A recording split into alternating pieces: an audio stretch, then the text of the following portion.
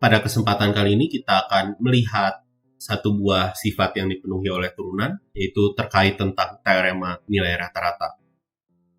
Namun sebelumnya, kita akan lihat dulu teorema yang mendasari munculnya teorema nilai rata-rata, yaitu terkait teorema Rolle.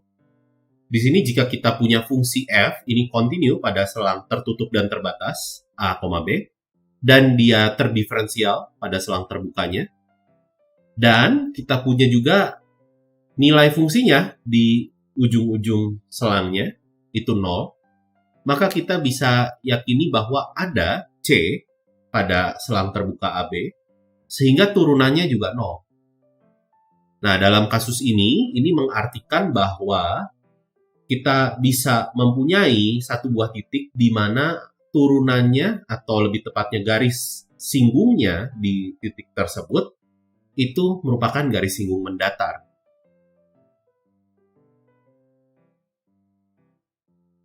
Sebagai contoh, kita akan lihat fungsi kuadrat berikut, yaitu x kuadrat dikurangi 5x tambah 4, yang sebenarnya bisa kita faktorkan menjadi x kurang 1 dikali x kurang 4.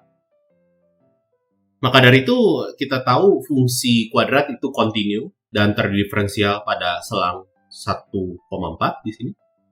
Dengan kita tahu nilai fungsi-fungsinya di titik 1 dan di titik 4 itu 0. Maka dari itu dengan teorema Rolle kita bisa yakini bahwa akan ada C pada selang 1,4 sehingga turunannya itu 0, yaitu di 5/2. Dan jika kita lihat ilustrasinya bahwa betul di titik X sama dengan 5/2 dia mempunyai garis singgung yang mendatar. Sekarang kita lihat teorema nilai rata-rata di sini. Jika kita punya fungsi kontinu pada selang tertutup dan terbatas a, b, dan dia terdiferensial pada selang terbukanya, maka kita punya C pada selang terbuka sehingga f aksen C ini sama dengan fb dikurangi fa dibagi dengan b min a. Ini maksudnya apa? Kita akan lihat ilustrasi berikut. Misalkan kita punya fungsi f di sini yang terdiferensial dan kontinu pada selang yang diinginkan, maka kita akan menemukan satu buah titik C atau lebih gitu ya. Jadi terdapat ini mengindikasikan bisa lebih dari satu, sehingga kemiringan garis singgungnya di titik C itu dinyatakan dengan f aksen C. Ini sama dengan kemiringan garis yang dibentuk oleh dua buah titik, yaitu di titik-titik ujungnya. Jadi jika kita tarik garis sekannya, itu mungkin istilahnya, itu garis yang menghubungkan dua titik ujungnya, kita akan selalu menemukan satu buah titik atau lebih, di sini disebut titik C, sehingga garis singgungnya itu sejajar dengan garis yang dibentuk dari ujung-ujung selangnya, titik ujung-ujung selang. Dan berikut ini adalah ilustrasi di mana teorema nilai rata-rata ini gagal digunakan.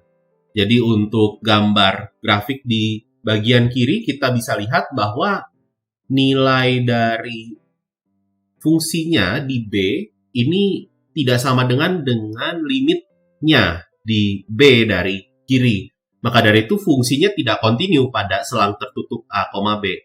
Sehingga kita tidak bisa menemukan garis singgung yang sejajar dengan garis yang menghubungkan titik A, FA dan B, FB. Untuk kasus dari grafik di tengah, kita bisa lihat bahwa grafiknya tidak kontinu di titik P. Maka dari itu sama kejadiannya, kita tidak bisa menemukan satu buah titik C yang memenuhi garisnya sejajar ya, garis singgungnya sejajar dengan garis yang dibentuk oleh kedua titik ujungnya. Dan untuk kasus di bagian kanan, kita bisa lihat bahwa fungsinya ini tidak terdiferensial di P, ya, dia terbentuk titik lancip seperti itu. Maka dari itu kita juga tidak bisa menjamin ada C di selang AB yang memenuhi teorema nilai rata-rata. Dan ini kasus di mana nilai C-nya bisa lebih dari 1 ya untuk teorema nilai rata-rata. Karena Di sini teorema nilai rata-rata hanya menjamin eksistensi atau keberadaan nilai C-nya saja, namun tidak menjamin lokasinya dan tidak menjamin berapa banyak nilai C yang bisa memenuhi kesimpulan teorema nilai rata-rata tersebut. Sebagai contoh, kita punya di sini fungsi X pangkat 3 dibagi 4 ditambah 1 pada selang 0,2. Dia fungsi yang kontinu dan terdiferensial pada selang yang diinginkan, sehingga kita bisa menerapkan teorema nilai rata-rata. Jadi kita bisa menentukan nilai C di sini, sehingga turunannya itu sama dengan 3/2. Dan kita bisa mencari tahu nilai C-nya lebih lanjut, karena kita bisa menurunkan fungsinya di sini, kita dapatkan 3/4 C kuadrat, itu sama dengan 3/2. Dan tentunya kita mempunyai dua buah nilai C, namun kita akan menentukan C yang berada di dalam selang 0,2, yaitu 2/3 ya. Dan teorema nilai rata-rata juga bisa digunakan untuk membuktikan ketidaksamaan atau satu buah identitas. Di sini kita ingin membuktikan bahwa sin X itu selalu lebih kecil dari X untuk X yang positif.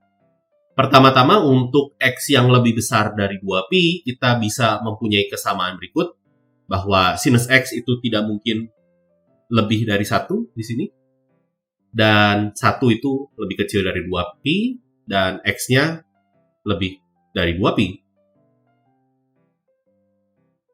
Dan untuk kasus X-nya di antara 0 sampai 2pi, kita bisa menggunakan teorema nilai rata-rata, bahwa dia akan terdapat C di selang 0 sampai 2pi, sehingga sin X per X-nya itu akan sama dengan cos C. Namun kita tahu bahwa cos C-nya juga tidak akan lebih dari 1. Maka dari itu kita bisa lakukan pemindahan ruas, kita bisa kalikan X di kedua ruas, karena X-nya positif di sini. Sehingga kita juga mempunyai hasil yang serupa, yaitu sin X kurang dari X. Jadi kita bisa simpulkan bahwa sin X kurang dari X untuk setiap X yang positif. Dan sebagai lanjutannya, di sini kita mempunyai bentuk umumnya lagi dari teorema nilai rata-rata, yaitu teorema nilai rata-rata Cauchy. Di sini kita bisa membandingkan pertumbuhan dua buah fungsi. Di sini fungsi f dan g ini kontinu pada selang tertutup dan terbatas AB, dan terdiferensial pada selang terbuka AB. Dan kita beri tambahan syarat bahwa turunannya tidak 0 untuk setiap X, turunan fungsi G. Maka kita punya bilangan C, sehingga selisih dari F dibagi selisih dari G ini akan sama dengan turunan F dibagi dengan turunan G.